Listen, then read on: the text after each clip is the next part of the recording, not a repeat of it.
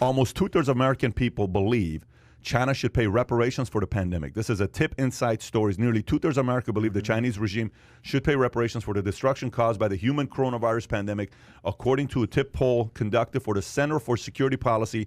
That number rises from 63% to 78% if investigations reveal that the Chinese government released the SARS-CoV-19 human coronavirus on purpose.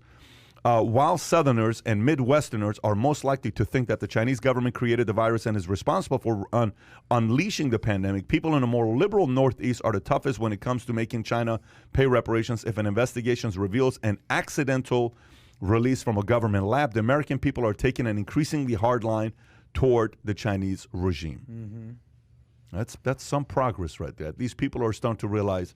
Right. Yeah, but you can't collect. There's no way you can. Oh, collect. That was my question. How do you collect on these reparations? What are you going to do? Collect from them? Absolutely not. There's no way in the world you're going to be able to collect from those guys. So what's the point of even running a poll like this then? Well, it's good to run a poll like this because it tells you where the pulse of America is today. Yeah. This is actually very good to see that. Collecting it, complete different story. Okay, so here's another question. It's for you to think about. Cancel debt though, because obviously they're That's holding where I was treasury going with bonds this. and stuff like that. What if you null and void some of those? That obviously you can't go to them and have them pay up. But how would that? Let be me as ask an you a option? question. You tell me what president's going to have the audacity to do that with them. No, that's a different story. You tell me what president will have the audacity to do that. So what's going to happen is J.P. Morgan, Goldman Sachs, all these big hedge funds that have money invested in China, you're killing my. I'm going to have to do a restatement. We can't do this.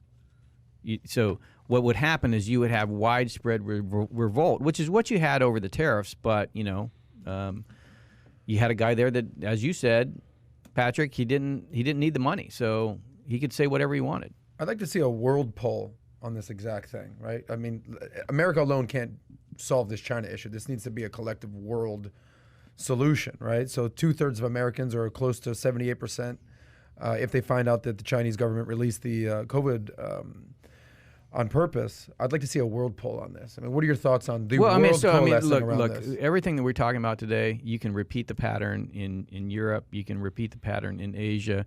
What you have is a slow movement towards authoritarianism everywhere. And it really was precipitated by the coronavirus. The coronavirus is the best information op that's ever been executed on a global basis by anybody, and it was with the full knowledge of our health industry, which includes our pharmaceutical companies, which includes the World Health Organization, which includes the CDC. If you look at Fauci's emails, I mean, it's all there. It's all there. It was all about promoting the narrative that the Chinese Communist Party wanted, right? Lockdown, stop the coronavirus in its tracks. Where's the data coming from? It comes from China. Are you kidding me? General Spalding, this is the personal question I was going to ask you earlier.